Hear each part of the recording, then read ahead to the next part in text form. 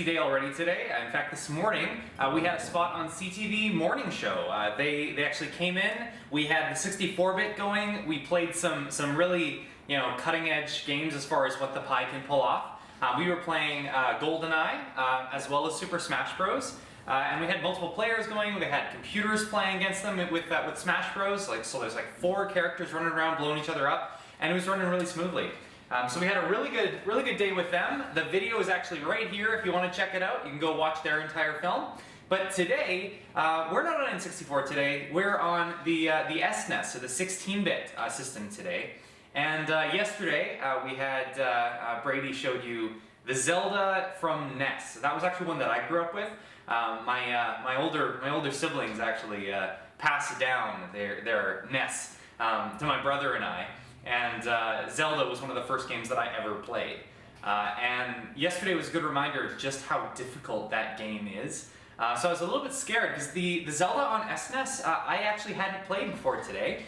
So we got a copy of it. We got it loaded up, and we started playing it. And I was terrified that it was going to be just as difficult as the one from back in the 80s. But apparently they decided that that was a little bit too tricky, and they made this one a lot easier.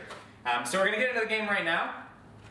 Of course, we don't have to go to a normal save state like we normally would. We wouldn't have to save and quit and then come back and go back to wherever it's saved. We can just save a state and start exactly where we were. So that's what we're gonna do today.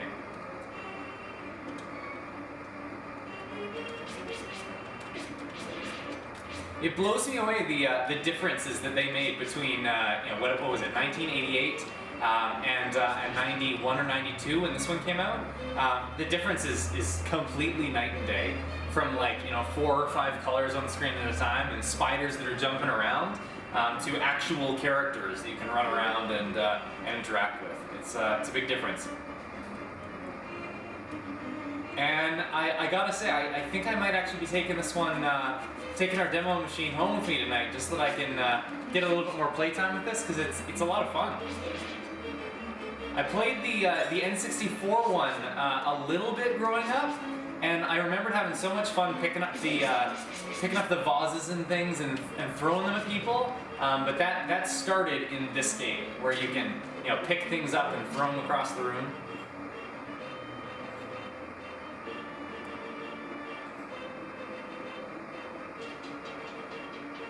Going into the dungeon.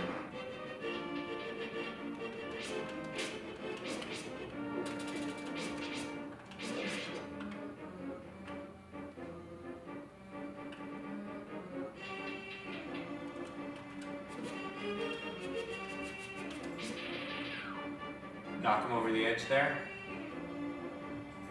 I have to admit, I did play a little bit earlier just so that I kind of knew what I was doing when I started playing here for you.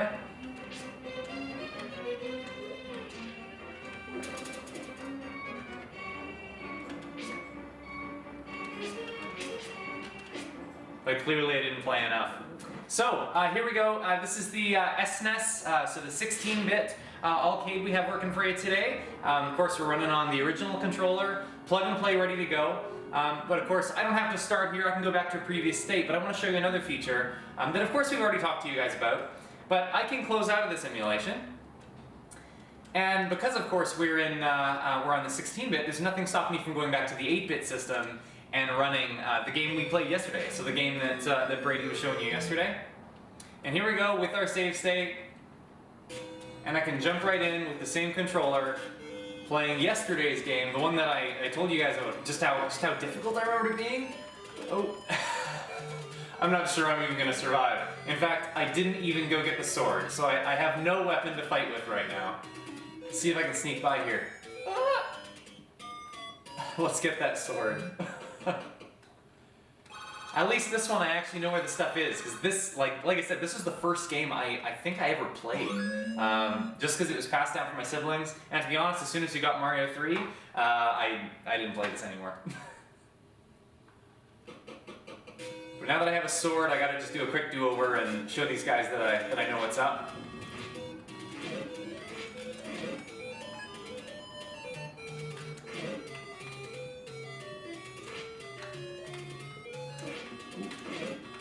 And there we go.